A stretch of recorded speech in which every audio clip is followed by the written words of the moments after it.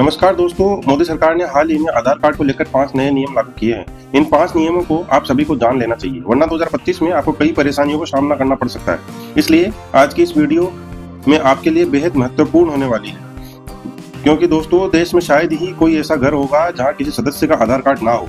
देश के लगभग हर परिवार के सभी सदस्यों का आधार कार्ड मौजूद है और सरकार ने सरकारी गतिविधियों में आधार कार्ड को सबसे महत्वपूर्ण दस्तावेज माना है और यही पहचान तय करने का आधार है।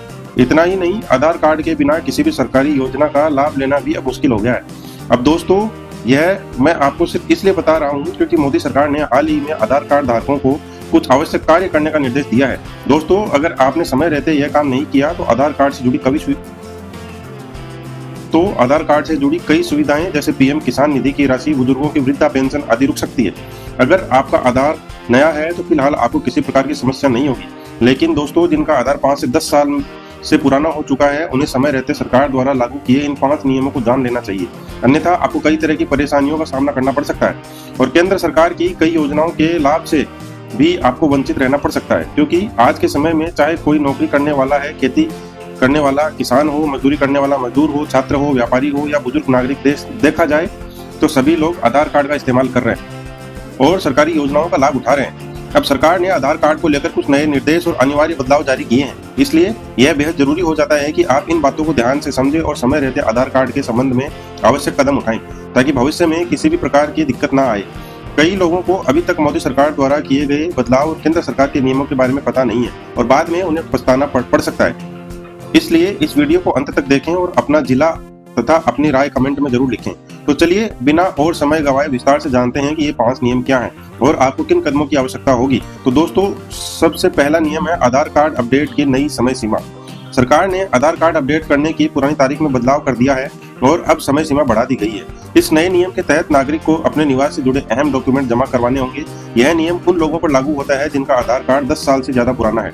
इसलिए अगर आपने पिछले 10 वर्षों में अपना आधार अपडेट नहीं किया है तो अब यह करना अनिवार्य हो गया है। सरकार ने अंतिम तिथि 14 जून 2026 तक बढ़ा दी है। इस प्रक्रिया में नागरिक अपने पता, जन्म तिथि, मोबाइल नंबर जैसे विवरण बिना किसी शुल्क के अपडेट करवा पाएंगे ताकि आधार कार्ड से जुड़े सभी संबंधित अपडेट उन्हें लगातार मिलते रहे। यानी दोस्तों आधार कार्ड में अपना पता, जन्म तिथि और मोबाइल नंबर अपडेट करना अब बेहद जरूरी हो गया है। यदि अपडेट नहीं किया गया है तो सरकारी योजनाओं और सेवाओं में कठिनाइयों का सामना करना पड़ सकता है, इसलिए समय रहते अपने आधार को अपडेट करवा लेना आवश्यक है। अब दोस्तों बात करें आधार कार्ड से जुड़ा अगला नियम की, तो अब आधार कार्ड और पैन कार्ड को लिंक करना भी अनिवार्य कर दिया गया है। जी हाँ, मोदी सरकार ने यह नियम लागू किया है।